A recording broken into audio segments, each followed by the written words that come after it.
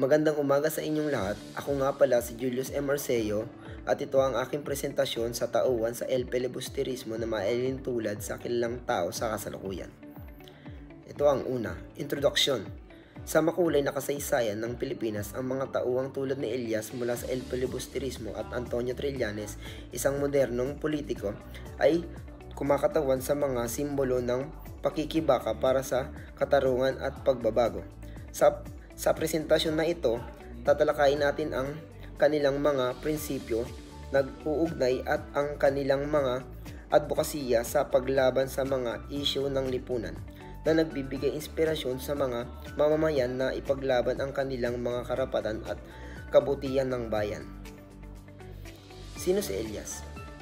Si Elias ay isang makabayang tauhan na kumakatawan sa mga inaapi at naisin ng pagbabago. Siya ay handang ipaglaban ang katarungan at nagpapakita ng malasakit sa kanyang kapwa.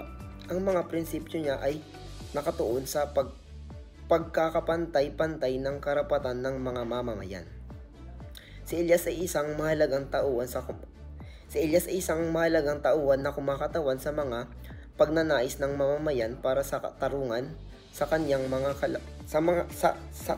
katalakayan kay Simeon.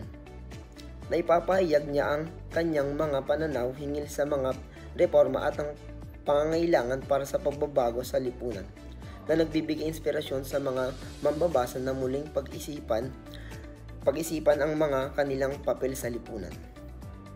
Sino naman si Antonio Trillanes?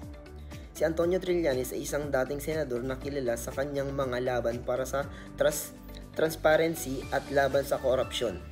I-highlight ang kanyang mga makasaysayang aksyon tulad ng mga pagsisikap na ipaglaban ang mga karapatan ng mga mamamayan at kanyang mga prinsipyos na nag-uugnay sa kanya kay Elias.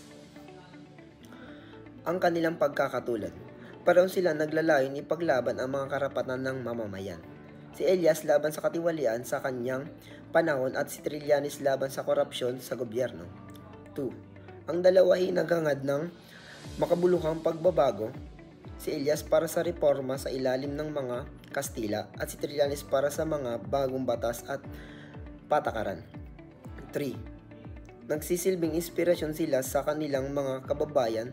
Si Elias sa pagbibigay ng pag-asa para sa pagbabago at si Antonio Trillanes sa paghimok sa mga Pilipino na ipaglaban ang mga kanilang mga karapatan. Konklusyon. Ang kwento nila Elias at Antonio Trillanes ay naglalarawan ng walang katulad na dedikasyon sa paglalaban para sa katarungan at reforma sa kabila ng pagkaibang panahon. Ang kanilang mga prinsipyo ay aksyon nagbigay ng inspirasyon sa mga mamamayan upang maging aktibong kalahok sa pagbuo ng mas matarungan at progresibong lipunan. Ang kanilang mga pagsisikap ay nagpapaalala sa atin ng mga tunay na pagbabago sa nakasalalay sa sama-samang pagkikilos at pananampalataya sa makapangyarihan at bawat individual. At ito ang sanggunian. Maraming salamat po.